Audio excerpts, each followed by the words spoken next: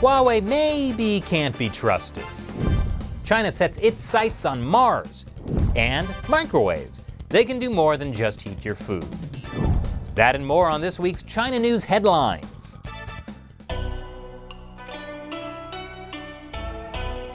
This is China Uncensored. I'm Chris Chappell. Subscribe to our YouTube channel for the latest China news and click that notification bell icon. That way, you get an alert each time we publish a new episode. This week's China News Headlines.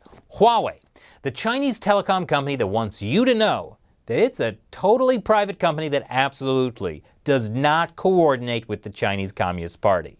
Have you ever given any information to the Chinese government in any way, shape, or form? For the past 30 years, we have never done that, and the next 30 years to come, we will never do that. Okay, if that reporter is not going to say it, I will. Ren Zhengfei is lying. There, I said it. He's a bald-faced lying liar. Of course Huawei shares information with the Chinese government. In fact, experts told CNBC Huawei would have no choice but to hand over network data to the Chinese government if Beijing asked for it, because of espionage and national security laws in the country. They're talking about the 2014 Counter-Espionage Law and the 2017 National Intelligence Law. Article 7 of the National Intelligence Law says, any organization or citizen shall support, assist, and cooperate with the state intelligence work in accordance with the law. Basically what that means is that if the Chinese state asks you for anything, you need to comply. The 2014 Counter-Espionage Law says when the state security organ investigates and understands the situation of espionage and collects relevant evidence, the relevant organizations and individuals shall provide it truthfully and may not refuse. That's basically saying the same thing using the excuse of national security. So Huawei would obviously need to give up any information the Communist Party wants. And even if there weren't already laws that said that, the party is perfectly capable of making them do it anyway, since there is no meaningful rule of law in China. I mean, honestly, do you think these guys would take no for an answer? According to Council on Foreign Relations Adjunct Senior Fellow Jerome Cohen, not only is this mandated by existing legislation, but more important, also by political reality. The party is embedded in Huawei and controls it. Which is why Congress passed a bill that bans the US government from using Huawei technology. And that's why Huawei has sued the US government.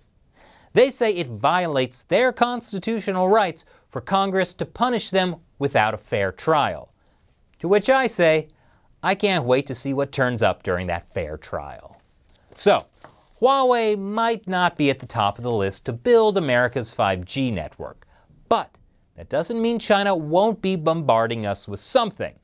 According to my favorite Chinese state-run media, the Global Times, China has developed a weapon system based on microwaves. It's non-lethal, it just stimulates nerves to cause excruciating pain. The weapon can be focused on an individual or a group. It can even be mounted on cars. You know, if I didn't know any better, I'd say maybe this was the weapon used to make those US embassy workers in Cuba and China experience severe pain. But I can't imagine there's a connection. Anyway, I wouldn't want you to think that the Chinese Communist Party is gearing up to attack foreign countries. Honestly, they don't have the time. They're too busy creating a harmonious Chinese society through a system of mass control. Chinese authorities have made great progress building their social credit system.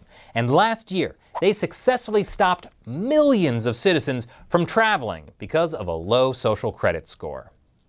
According to the National Public Credit Information Center, Chinese courts banned people from 17.5 million flights and 5.5 million train rides in 2018. I just hope they found out before they got to the airport. But there's one trip everyone in China is waiting for. The trip to Mars. Next year, China will launch its Mars probe, which is expected to encircle, land on, and explore the Mars. It's not just any Mars, it's the Mars. This probe will be unmanned, but it could bring China one step closer to being the first country to land a man on Mars that a bunch of people on the internet will say was faked in a film studio. Speaking of impossible trips, The United Nations investigator on religious freedom would sure like to make a trip to China's Xinjiang region to look into those re-education camps. I mean, there's a rumor going around that instead of them being about re-education to learn job skills, the camps are more about re-education to be loyal to the party, because nothing makes you more loyal than getting tortured. More than 1 million ethnic Uyghur Muslims are in the camps, so we should probably figure out what's really going on there. The UN investigator made his visitation request in February, but China's authorities still haven't responded. I'm sure they'll get on that soon. Of course, China sits on the UN Human Rights Council, so maybe China can just send its own representative instead. And finally, last year we told you that some local officials in China had told Christians to replace pictures of Jesus with pictures of Xi Jinping. And I'm sure you were wondering, how could they possibly do this? Only to Christians and not to all religious believers. Well, don't worry, it was just an oversight, and the Chinese Communist Party is working on it. In round 2, Tibetans are being told to put their Buddha statues aside and replace them with Xi Jinping. Photos of Xi Jinping, not statues of Xi Jinping meditating. Too creepy. And before we go, it's time when I answer a question from a fan of the show who supports China Uncensored on the crowdfunding website Patreon. Coraline Algae asks, does China have any adversaries in South or Central America? Adversaries? What? No, the Chinese Communist Party makes friends wherever it goes, especially in poor authoritarian dictatorships.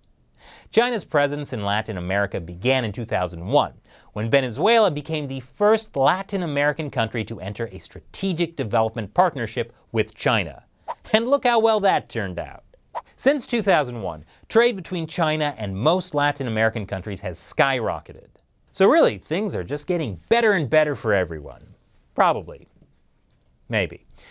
Of course, considering the Chinese regime's playbook, where they get a country in debt, take their resources, and help brutal dictators control their own people, there could come a day when some of these strategic partners in Latin America become adversaries. Thanks for your question, Coraline.